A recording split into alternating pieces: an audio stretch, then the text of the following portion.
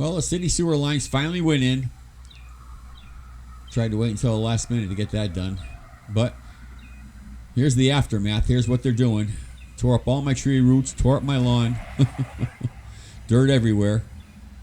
So let's see what's involved here and what I have to do to get back to normal. I'm going to be doing my own sodding. Done that in the past, so that's easy enough to do. Save some money there. So I'll show you how I do that.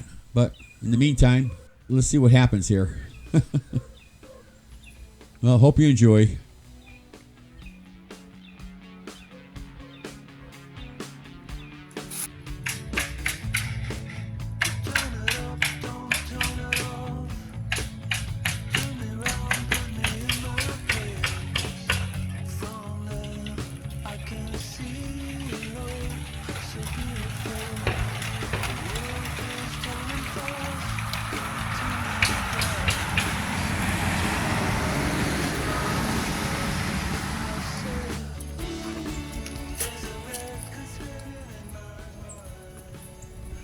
All right, it's time to lay some sod. I'm going to show you how I do it.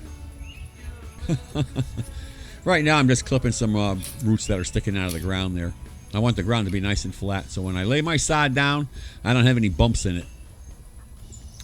Now, it's really important. I like to water the ground before I put my sod on it. This way, the ground's nice and moist, because the ground has a tendency, if it's dry, to absorb any moisture that might be in that sod that I lay down. So what I do is I wet the ground first, and then put my sod down on top of it. This way the roots are in water already. I don't have to, you don't have to wait for the water to drain down to the roots. The soil's already wet. So this is something that I like to do. I use a lot of water. Even when I put the sod down, I like to water some more and just keep watering.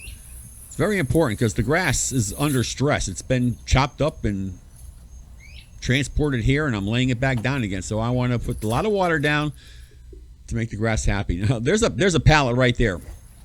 I have bahia sod. And this sod here is kind of dry, makes it light, because if it's wet, it's really, really heavy. So it's kind of dry, but the bad thing about being dry is it likes to break up into little pieces, which makes it a little bit harder to do, because you're putting it together like a puzzle. I'm just moving it over here to make it a little easier so I don't have to carry it. Now, when you get nice big pieces, you just drop it in place. Now, you want to make sure that you butt the edges up against each other so you don't have any spaces, because the spaces, what happens is over time, if you have that space, the side has a tendency to dry and it starts shrinking, so you have that little hole there. So if you butt the pieces together, it stays kind of moist and it won't shrink on you. There's some small pieces I'm putting in.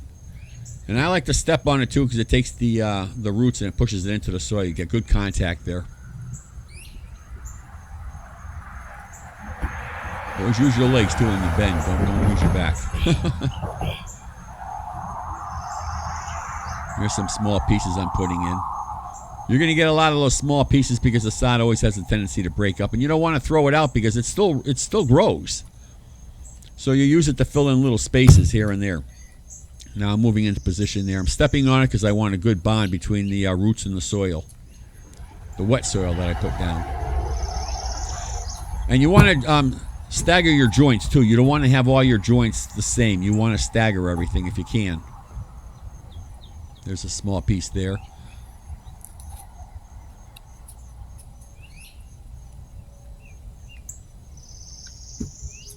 Now basically that's kind of like it. There's really nothing to it. And then when I'm almost done, I'll go around and start filling in the edges like I just showed you right there with some smaller pieces. But the smaller pieces, they'll grow.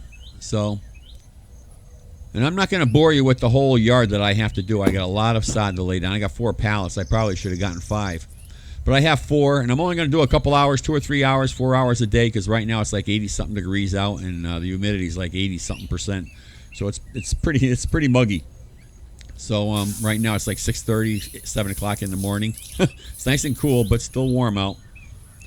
But I'll work till around 9, 10 o'clock in the morning, and maybe in the afternoon. Depends if I feel like it. But now that I laid the sod down, I'm giving it a good soaking. I'm really soaking it down because you're going to be adding a lot of water to this sod because you have to, or it's going to dry out on you. So this is the initial watering that I'm doing. I want everything to be nice and wet. It pays to take your time. You're not in a hurry. Just take your time. All the sod on the other pallets, it doesn't matter if it takes a day or 2 or 3 because it's not going to die on you. You don't have to rush and put it all down in one day. Take 2 or 3 days. Even if it dries a bit, it'll come back. It'll grow. It's not going to die on you. So I'm going to pause this and I'll speed it up for you.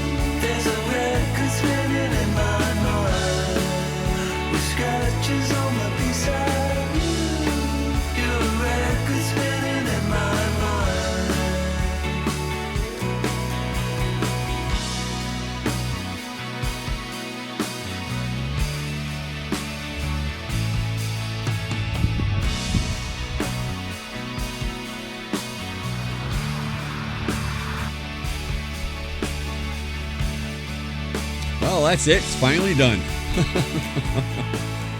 I hope this encouraged you and didn't discourage you. 1 or 2 pallets is easy. Start getting into the 4 and 5 and 6 pallets. You're talking about some work. But it's still, you take your time. It's not that hard to do. It's just time consuming.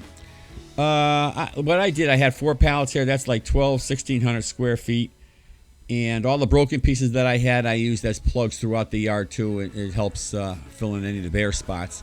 And I'm not going to be mowing the lawn for another 3 or 4 weeks. Let those roots grow.